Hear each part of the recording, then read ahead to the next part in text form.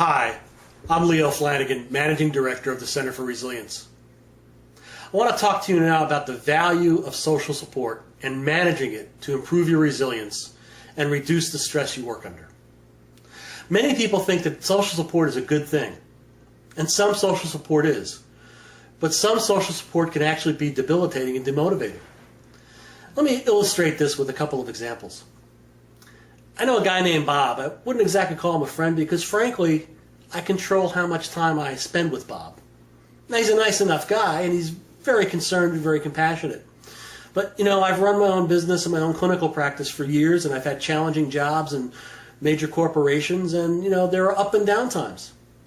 When it's an up time, when I'm working in a challenging circumstance, or if it's my own business and business is growing really great and I've got lots of opportunities and lots of demands, Bob says, how do you do it? That kind of how do you do it? Not with real interest about how you do it, but how do you do it? And, we all remember the beginning of the recession, 2008, 2009. Like many consultancies, our business kind of really dried up. And Bob's response to me was, how do you do it? How do you get through it?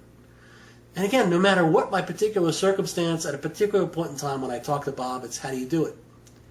Bob is much like a lot of people in your profession, I'm sure. The folks who get together at a conference or luncheon or program or for happy hour and talk about how grueling life is, how tough life is, how tough it is to get along, how unfulfilling it is. Now, some of that is certainly true. But does it serve you well to hear that over and over and over from those around you? Is that really social support? Let me give you a different illustration. I had the privilege of volunteering with Heart 9/11, an organization of ground zero first responders that's dedicated to paying it forward. And so we go to places like Moore, Oklahoma, in the aftermath of an EF5 tornado to help folks regroup and move forward, to help them be more resilient. And we spent a lot of time with the survivors and the first responders from Hurricane Sandy here on the East Coast. And we spent some time with the law enforcement officers who responded to a terrible mass school shooting. Now, I didn't intend to take 14 months off. But, it started with Hurricane Sandy, and most of my clients were affected by it, and so there was a hiatus in the need for business. And I said, let me take advantage of this and go volunteer for a few days. Well, it turned out that there was a lot of volunteering that was needed, and so one thing became another, and then a school shooting happened. I was asked to lend a hand there. Then more happened. I was asked to lend a hand there. Before you know it, 14 months had gone by. Well, then it kind of dawned on me, time to get back to work.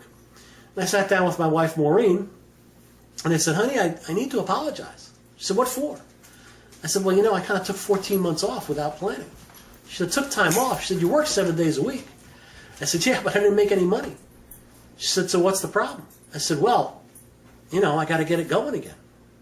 She said, now, wait a minute. You've worked for 3 major corporations. In all 3 cases, you were responsible for some level of turnaround. And you did it, right? Yeah.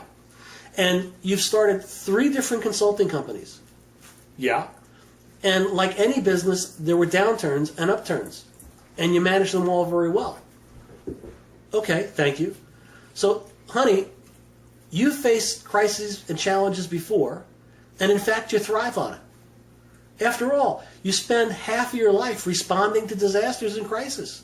The other half of your life, you work with people in professions who are under tremendous pressure, and sometimes they're in crisis. This is where you do well. So, thanks for the apology, but just get to work. You can do it.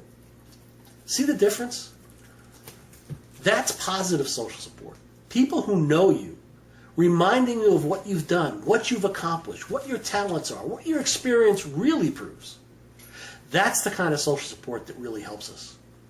So as you spend time with people, friends, family, colleagues, make sure you over-invest in spending time and building relationships with those that encourage you when times are tough.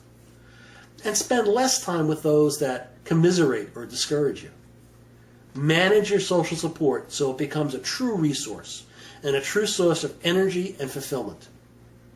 Thanks for listening. I hope it was helpful. Enjoy the rest of the resources on our website. Thanks so much.